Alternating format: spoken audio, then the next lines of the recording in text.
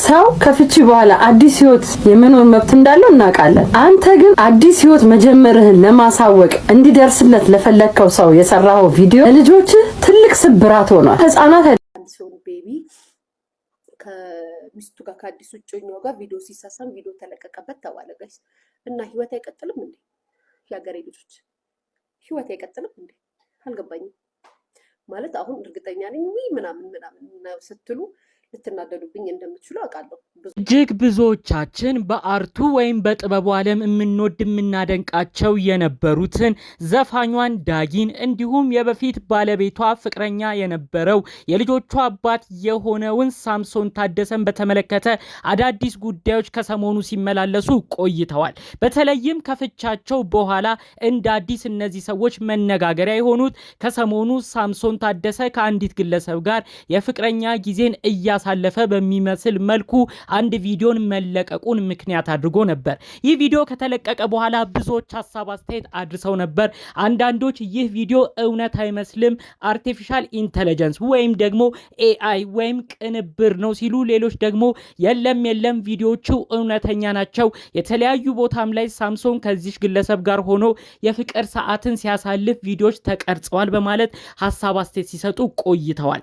ይህ ጉዳይ እንዲህ ባለበት ሁኔታ ደግሞ የዚህ ጉዳይ ዋነኛ ተጠቂ ሰለባ ሊሆኑ ይችላሉ፣ ይህን ቪዲዮም ሲመለከቱ ይበሳጫሉ የተባሉት የሳምሶን ታደሰ ልጆች እንዲሁም ደግሞ የልጁ እናት የበፊትም ፍቅረኛ ሚስት የትዳር አጋሩ የነበረችውን ዳጊን በተመለከተ አዲስ መረጃ ወጥቷል። ዳጊ ስለዚህ ሁኔታ ያለችውን መልእክት የተስተላለፈውንም ሐሳብ አስተያየት ነው በዝርዝር እማሰማችሁ። እንዲሁም ደግሞ በሶሻል ሚዲያ በዩቲዩብ የተለያዩ ሐሳብ አስተያየት የምትናገረው ሊያሾ ደግሞ ሳምሶን ታደሰን ወይም ቤቢን ደግፋ የቆመችበት መንገድ ሌላ ሐሳብ አስተያየት እንዲሰጥበት አድርጓል። እሱንም በዝርዝር አሰማችኋለሁ።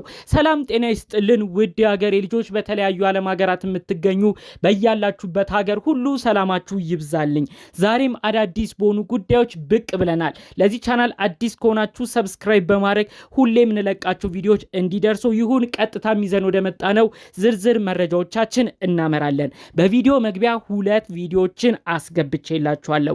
አንዲት ግለሰብ ሳምሶን ታደሰ ከሆነች ግለሰብ ጋር አድርጎ የተለያዩ ቪዲዮዎችን ለቋል። ይህ ቪዲዮ እጅግ ያሳፍራል። ሳምሶን ይህን ቪዲዮ ማስተላለፉ ከሱ አይጠበቅም። ለልጆቹ ማሰብ ነበረበት። የሆነን ግለሰብ ለማብሸቅ ብሎ ይሄንን ቪዲዮ ለቆት ከሆነ እጅግ ያሳፍራል። ለልጆቹ አላሰበም በማለት ሳምሶን ታደሰን ብዙ ነገር ወቅሰዋለች። በመቀጠልም ልጆቹስ ከነዚህ አባት ምን ሊማሩ ይችላል በማለት ሁሉ ሰፋ ያለ ሐሳብ ምልከታዎችን ሰጥታለች። ታዲያ በዚህ ቪዲዮ ላይ ነው እንግዲህ ዳጊም እነዚህን ቪዲዮዎች በዝርዝር እንደተመለከተቻቸው መረጃዎቹ ያሳዩ የነበረው። ዳጊ የዚችን ግለሰብ ንግግር ቀጥታ በቲክቶኳ ሪፖስት አድርገዋለች።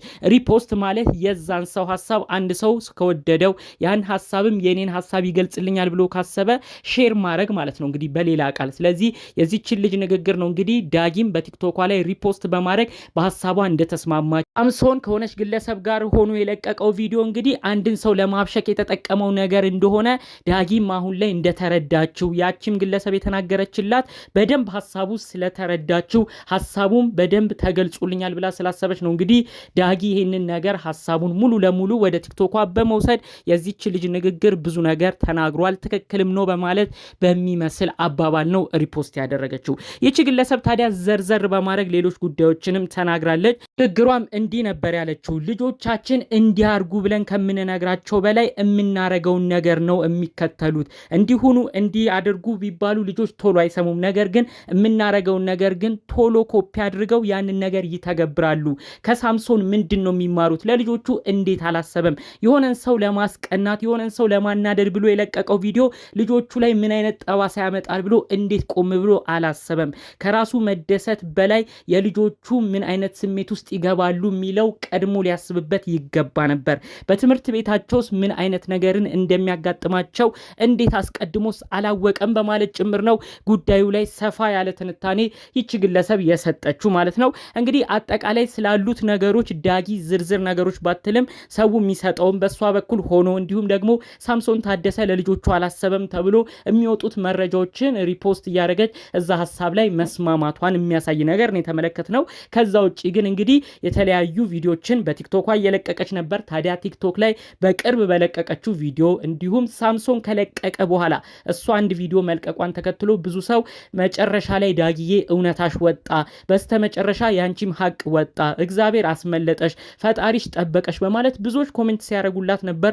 ለዛም ኮሜንት ምላሾች አመሰግናለሁ፣ አሜን፣ አመሰግናለሁ፣ አሜን እያለች መልሶችን ስትሰጥ ነበር ማለት ነው። በአጠቃላዩ እንግዲህ ሳምሶን ታደሰ እንግዲህ ከሌላ ሴት ጋር ይሄድ ነበር የሚለው ነገር ሀቅ ወጣልኝ አይነት ነገር ወደሚል አመለካከት የደረሰችም ነው የሚመስለው ከተለያዩ ከሚሰጧት ኮሜንቶች እሷም ሪፕሌይ ከምታረገው ነገር በመነሳት ማለት ነው። በሌላ በኩል ደግሞ ይህን ጉዳይ አስመልክቶ ብዙዎቻችን በዩቲዩብ የምናቃት ሊያሾ ሳምሶን ታደሰ ለቀቅ አድርጉት፣ ይህ ቪዲዮ ራሱ አውቆ የለቀቀው አይመስለኝም፣ አውቆ ራሱ ከለቀቀው ትንሽ ያጠራጥራል። ከዛ ውጪ ግን ይህ ግለሰብ ትዳሩን እንደፈታ እናቃለን፣ ሁሉ ነገራቸው ሚዲያ ላይ እንደወጣም እንረዳለን። ስለዚህ ሁሉም የየራሱን ህይወት የመኖር መብት አለው። ይህ ግለሰብ ከሌላ ሴት ጋር አየነው ብለን መናገር የለብንም። ከዳጊ ጋር ያለው የፍቅር ጊዜ እንዳበቃም ኦፊሻል አድርጎ ተናግሯል ስትል ነው ይህን መልእክቷን ያስተላለፈችው።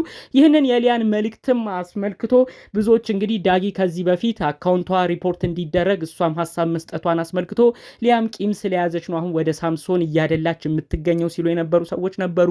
በሌላ በኩል ያሉ ሰዎች ደግሞ ሊያ ያለችው ትክክል ነው፣ ሁለቱም መፋታታቸውን ይፋ አድርገዋል፣ ሳምሶን ያን ቪዲዮ እስካለቀቀው ድረስ መብቱ ነው ምንም የማድረግ ሲሉ ደግሞ የሊያንም ሀሳብ የሳምሶንም ሀሳብ ሲደግፉ የነበሩ ሰዎችን ተመልክተናል። አሁን እንግዲህ ዳጊ ኑሯን በውጭ ሀገር አድርጋ እየኖረች እንዳለች ቤተሰቦቿን፣ ሀገሯን፣ ልጆቿን፣ እህቶቿን፣ የቅርብ ዘመዶቿን እንደናፈቀችም ጭምር ያው በቪዲዮ እየለቀቀች ነው። በተለይ በቅርብ ጊዜያቶች ላይ የተለያዩ ነገሮች ቪዲዮዎች ሲለቀቁ ያው እሷ የምትኖርበት ስሜት ሁኔታም አብሮ የመረበሽ ነገር ሊኖር ይችላል። በአጠቃላዩ ቤተሰቤን፣ ሀገሬን፣ የቅርብ ሰዎችን የናፈኩት ሁሉም ግን ለእንጀራ ሲባል ይቻላል፣ የእንጀራ ጉዳይ ሆነና በማለት ነው ጠቅለል አድርጋ ሀሳቧን ቪዲዮዋን እያጋራችሁ ማለት ነው።